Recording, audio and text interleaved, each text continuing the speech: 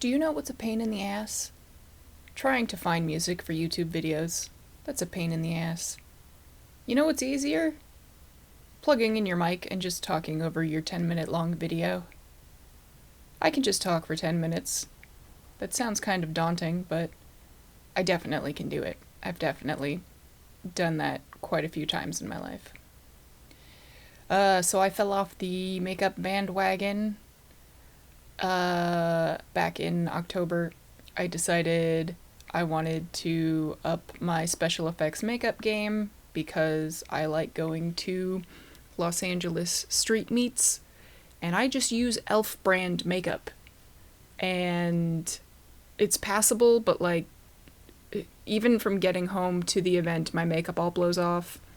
So in October, I invested in some proper brand makeup and decided to experiment with fake wounds and stuff.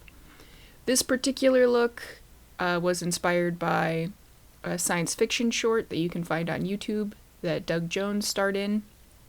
Oh, by the way, here's me being a complete moron. Like, I'm quite possibly the stupidest human being on the planet.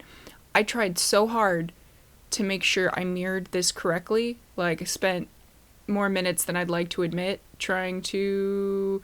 Long story short, it's still backwards. It's entirely backwards. Most of the letters are facing the correct direction, but it's written backwards. Who cares? No one. But I don't know what that says about my brain. I have always struggled with mirrored objects. It's like a binary. It's either to your left or to your right. And for some reason, mirrors just always confuse my poor, stupid brain. My poor, poor brain tries so hard.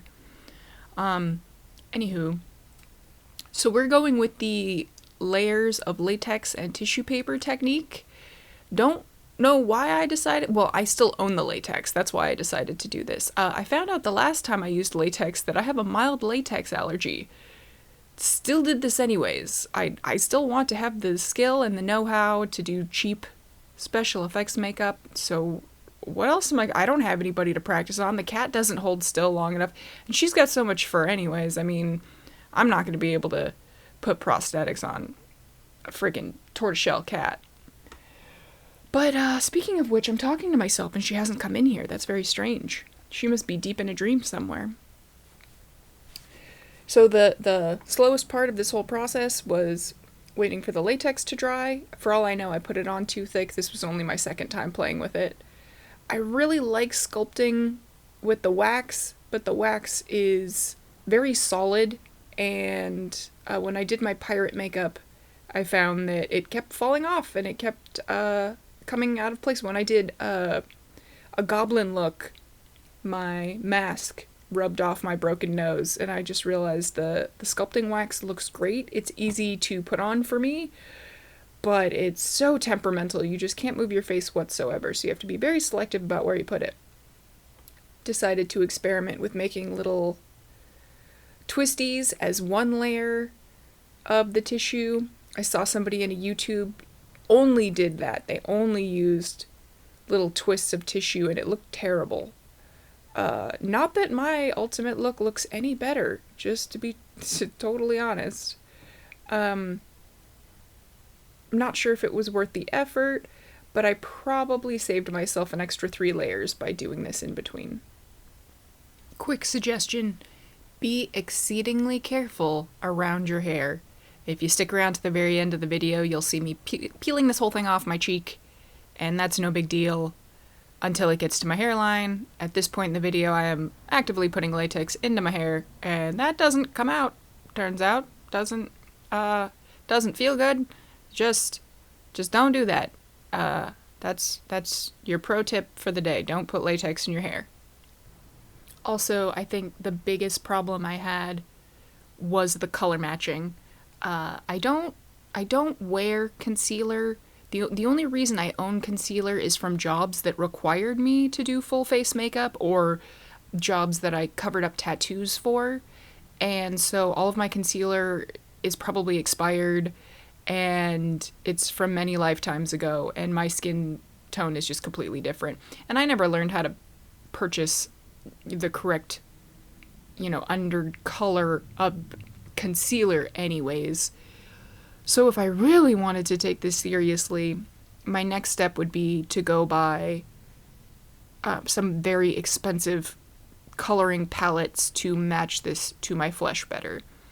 It works if I was going for a zombie, but I'm not. I was kind of going for fresh cuts, like bare scratches down my cheek, and tried to make it look kind of bruised with a palette later on, but it just looks fairly bad. And so I'll say those are my 3 issues.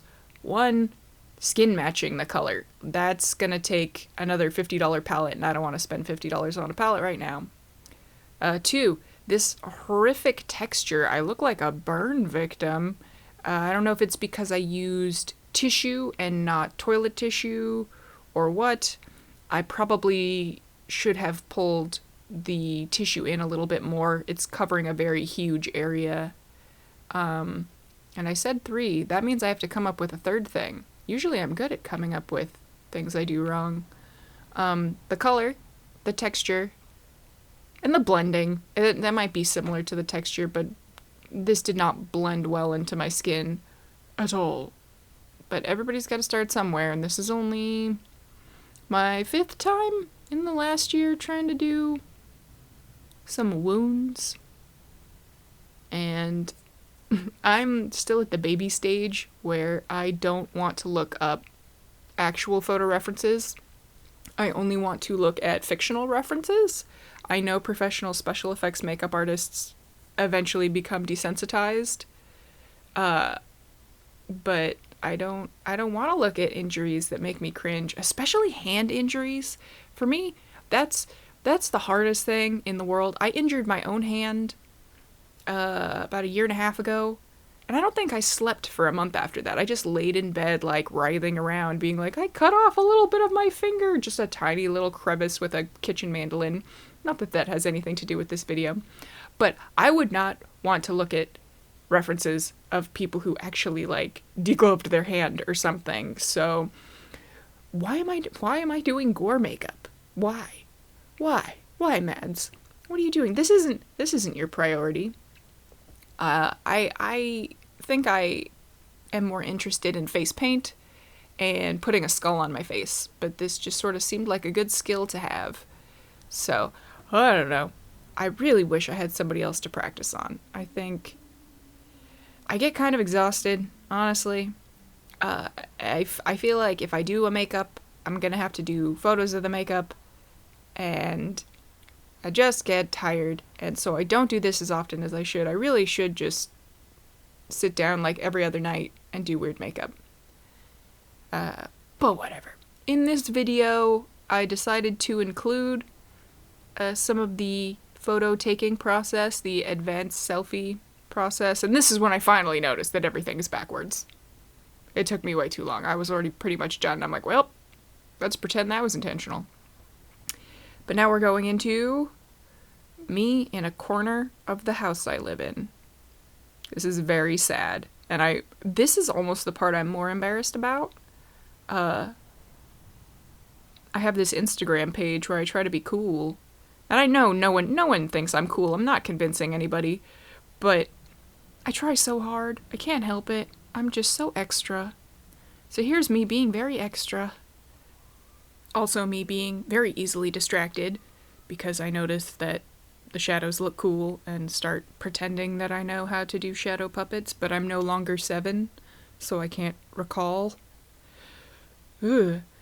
This is a weird hobby that I have. This is something I have been doing since I was a youngin'. I was like 15 in my backyard with a self-timer on my little point and shoot, trying to take selfies of myself in, like, Ren Fair costumes.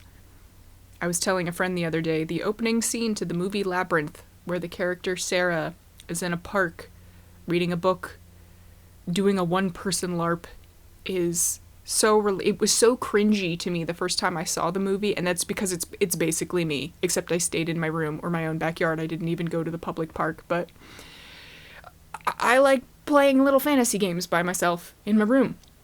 Here's some examples of how the photos look after I destroy them in Lightroom.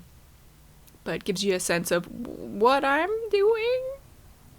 And here is the funnest part, where you get to peel off a layer of your flesh. Hooray, peeling off flesh. Hooray for autofocus. Hooray for all kinds of crap. Hooray that my skin didn't break out as bad as I thought it was gonna. Actually, today's the next day, and my skin is cleared up pretty well. My cheek was broken out. I knew it was gonna.